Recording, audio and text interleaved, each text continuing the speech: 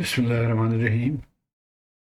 आज के इस वीडियो में हम ब्रिज रेक्टिफायर के बारे में पढ़ेंगे और ये एक असाइनमेंट क्वेश्चन है जिसके लिए एक स्टूडेंट ने फरमाइश की है।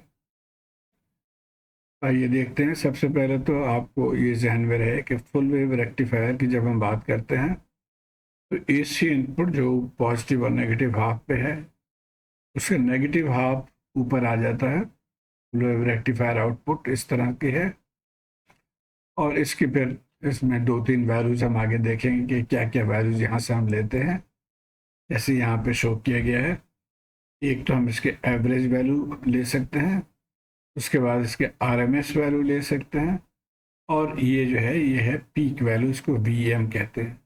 और फार्मूलाज यकीनन आपको याद होगा कि आरएमएस के लिए वी पीक या वी मैक्सिमम डिवाइडेड बाय √2 होता है और V average DC full wave के लिए 2 Vm/π होता है। हाफ वेव के लिए सिर्फ Vm/π, यानी ये 0.636 Vm होता है।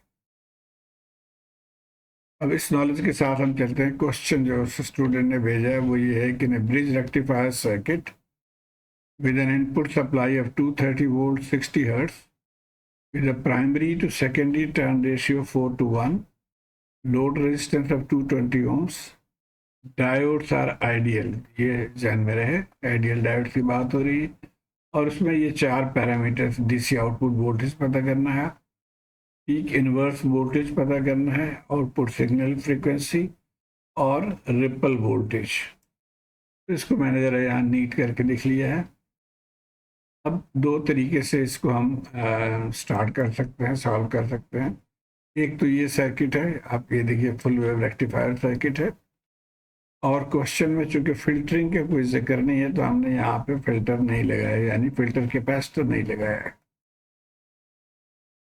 इनपुट वोल्टेज कितना है? 230 वोल्ट आरएमएस। ये जो हम लाइन से वोल्टेज जो भी आता है वो आरएमएस वोल्टेज होता है। तो 220 या 230 वोल्ट हमारे यहाँ, हमारे मुल्क में है 230। एक ट्रांसफार्मर उसने लगाया 4:1, डाउन ट्रांसफार्मर है ये। और उसके बाद ये ब्रिज रेक्टिफायर, चार डायोड से ब्रिज रेक्टिफायर बना दिया है। यकीनन आपने ब्रिज सर्किट की वर्किंग पढ़ ली होगी, नहीं तो मेरे वीडियोज़ हैं इस पर, वो देख लीजिए। और ये लोड रेजिस्टेंस है। अब ये डीसी आउटपुट वोल्टेज, यानी इस लोड के अक्रॉस जो डीसी वोल्टेज है ये पता कर। इसके लिए तरीका ये है कि सबसे पहले तो हमें ये रिलेशन पता है कि प्राइमरी सेकेंडरी वोल्टेज और प्राइमरी सेकेंडरी टर्न रेशियो में ये रिलेशन है। तो यहाँ से हम एन पी है, प्राइमरी 4 है और सेकेंडरी 1 है, तो यहाँ से हम सेकेंडरी वोल्टेज मालूम कर सकते हैं इस फॉर्मूले को यूज़ करके यहीं से। तो सेकेंडरी वोल्टेज हमारा जो है वो 1/4 इंटू 230 वोल्ट, जो कि हो जाएगा 57.5 वोल्ट। तो यहाँ पे हम इसको लिख लेंगे 57.5 वोल्ट आरएमएस, ये आ गया इनपुट। और अब इसको सिंपल रखने के लिए हम इस पोर्शन को हम निकाल देते हैं, सिर्फ ये राइट पोर्शन को हम रहने देते हैं। तो 57.5 वोल्ट ये समझे हमारा सोर्स हो गया और इसने इन डायोड्स को कंडक्ट कराना है। ये डायोड के पॉजिटिव जहाँ पे टच करे, इस पॉजिटिव को वो फॉरवर्ड कर दिया, इसको इसने रिवर्स कर देना। इसी तरह नेगेटिव को लेके चलेंगे तो नेगेटिव जहाँ पे टच करे वो फॉरवर्ड हो जाएगा और दूसरा सिरा जो है वो रिवर्स हो जाएगा या ओपन। तो हम इसको रीड्रॉ इस तरह से कर लेंगे। जो फॉरवर्ड है उसको मैंने ग्रीन लाइन से शो कर दिया और जो रिवर्स है उसको हमने ओपन शो कर दिया। अब जो वोल्टेज यहाँ पे है वही देखिए इस लाइन के थ्रू यहाँ पे आ रहा है डायरेक्ट, यानी हम कह सकते हैं कि जो वी आउट है हमारा वो इसी 57.5 वोल्ट के ही बराबर है। लेकिन ये आरएमएस है, याद रहे। क्वेश्चन में क्या पूछ रहा है अभी आगे देखते हैं कि डीसी आउटपुट वोल्टेज पूछ रहा है।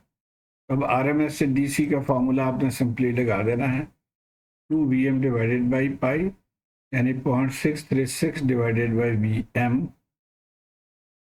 अब अनफॉर्चुनेटली यहाँ पे Vm नहीं है, तो हमने क्या करना है कि इसको पहले कन्वर्ट करना है आरएमएस में, क्योंकि ये आरएमएस वैल्यू दिया हुआ है। और उसके लिए फिर ये इस फार्मूलाज जो है इनको हम यूज़ करेंगे। यहाँ से Vm आप देखें √2 VRMS हो जाएगा, तो वो हम यहाँ पे लिख लेंगे तो यहाँ पे हमने इसकी जगह पे √2 V RMS लिख लिया। RMS हमने निकाला हुआ है 57.5, तो उसको पुट करके जब सॉल्व करेंगे तो हमारा आंसर आ गया 51.72 वोल्ट DC। तो ये एक तरीका है, लेकिन मैं प्रेफर करूँगा कि हम इसको दूसरे तरीके से करें, और दूसरे तरीके में जो RMS वैल्यूज़ हैं उनको हम पीक में कन्वर्ट कर लें। तो कुछ इस तरह से हमारे पास आ गया कि ये इनपुट फ्लक्चुएटिंग AC है। तो अब यहाँ पे हम पीक कैसे मालूम करेंगे इसका? तो अगेन वही फार्मूला जो RMS से पीक या V मैक्सिमम √2 RMS से मल्टीप्लाई कर देंगे, तो 325.27 हमारा जो है वो इनपुट वोल्टेज हो गया। यानी इनपुट वोल्टेज ये है अगर साइनोसॉइडल, इसका पीक हो गया 325.27। अब 4/1 रेशियो से हमारा सेकेंडरी में आ जाएगा, so this divided by 4, 81.32 peak आ गया। कॉन्सेप्ट वही है कि जब ये ऊपर पॉजिटिव है तो ये दोनों डायोड कंडक्ट करेंगे और ये नहीं करेंगे। तो इस तरह से वही लाइन हमारे पास आ गया। तो इसका मतलब ये हुआ कि जो इनपुट पे पीक है वही आउटपुट पे पीक हो जाएगा। अब हम V आउटपुट पीक भी वही लिख लेंगे 81.32। अब इसके बाद हम आ जाते हैं DC के फॉर्मूला क्या है।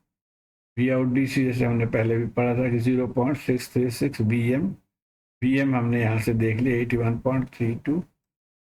अब ये वैल्यूज हमने पुट करके तो हमारा आउटपुट DC 51.71 वोल्ट DC आ गया। तो वही आंसर है जो पिछले स्लाइड में। अब आ जाते हैं एक क्वेश्चन जो बाद दफ़ा बहुत कंफ्यूज करता है स्टूडेंट्स को, वो है PIV। PIV के मतलब होता है पीक इनवर्स वोल्टेज, और वो हम यहाँ से भी देखते हैं कि जब ये 81.32 पीक हम अप्लाई कर रहे हैं और आउटपुट पे भी वही वोल्टेज आ गया, तो इन डायोड्स पे उसका क्या असर पड़ेगा? जो डायोड कंडक्ट कर रहे हैं वो तो शॉर्ट हो गए हैं या बिहेव कर रहे हैं जो शॉर्ट, लेकिन जो कंडक्ट नहीं कर रहे हैं उनके ऊपर एक तरह से प्रेशर आ रहा है ऊपर से। अब ये 50, यहाँ पे आप देखिए 81 वोल्ट यहाँ पे भी है और यहाँ पे भी है, तो उससे इस डायोड के ऊपर प्रेशर आ रहा है, और अब बहुत ज़्यादा ही अगर इनवर्स वोल्टेज हो जाए तो डायोड बर्स्ट हो सकता है। इसलिए इसको पता करना ज़रूरी है। और वो यहाँ पे इस केस में क्या है कि PIV वही होगा जो ये इनपुट वोल्टेज है या जो आउटपुट वोल्टेज, यानी VM सेकेंडरी, जो कि 81.32 वोल्ट है। तो ये हमारा सेकेंड आंसर हो गया। अब आ जाते हैं थर्ड, कह रहे कि आउटपुट सिग्नल फ्रीक्वेंसी क्या है। अब ये अगर आपको याद है, ये तो हमारे इनपुट यहाँ से यहाँ तक T है, तो 1 हर्ट्ज अगर यहाँ पे है तो यहाँ से यहाँ तक 2 साइकिल्स है, तो इसका मतलब है frequency double. The output frequency is equal to 2 times the input frequency, और इनपुट फ्रीक्वेंसी क्वेश्चन में दिया हुआ 60 हर्ट्ज, तो आउटपुट फ्रीक्वेंसी हो गया 120 हर्ट्ज।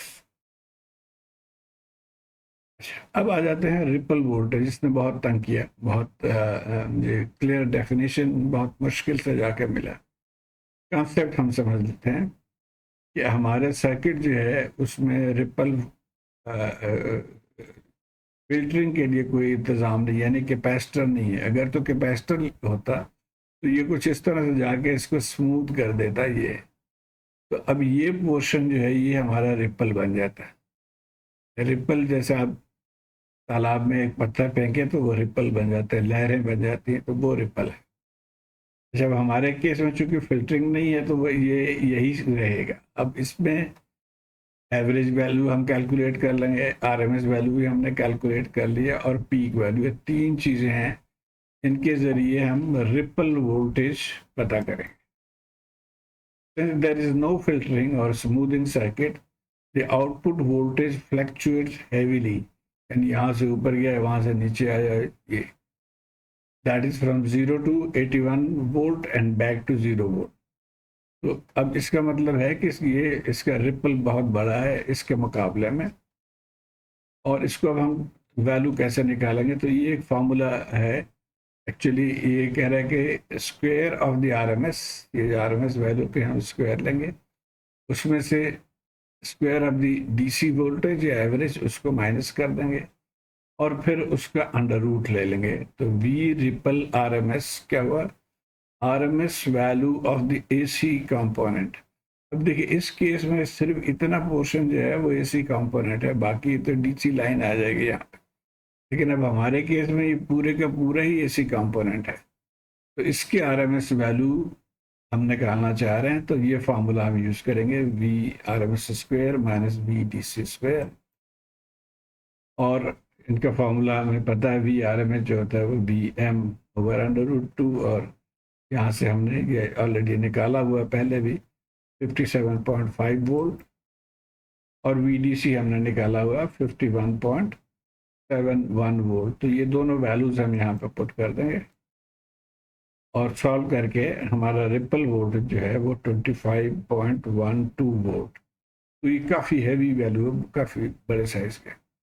अच्छा, एक और साहब हैं जो ऑल अबाउट सर्किट्स के नाम से इनके है वीडियो, और बहुत अच्छा उन्होंने एक्सप्लेन किया इस चीज़ को, ripple factor of the full wave rectifier. V R M S, ये जो आर एम एस वैल्यू है, is equal to V ripple R M S, जिसको हम मालूम करना चाह रहे हैं, plus V D C square. तो इस फॉर्मूले से इन्होंने फर्दर जाके ये जो वैल्यूज़ है वो भी पुट करके यहाँ पे, तो रिजल्ट ये निकाला कि बजाय कि आप ये हर वैल्यू को यहाँ पे आप डाल के सॉल्व करें, आप सिंपल ये फार्मूला यूज़ कर लें, approximately 0.3 of the maximum, we maximum जो है वो आपका रिपल आ जाएगा। तो हमारे केस में अगर इसको हम लेके चलें तो 0.3 इंटू हमारा वी मैक्सिमम 81.3 है, तो 24.4 वोल्ट है। हमने 25.12 निकाला, यहाँ पे 24.4 है, और इसीलिए इन्होंने अप्रॉक्सीमेटली लिखा है। तो यकीनन ये दोनों ही आंसर करेक्ट है। उम्मीद है आप इसको फॉलो कर पाए होंगे। मुझे अपने फीडबैक से आगाह कीजिए। शुक्रिया।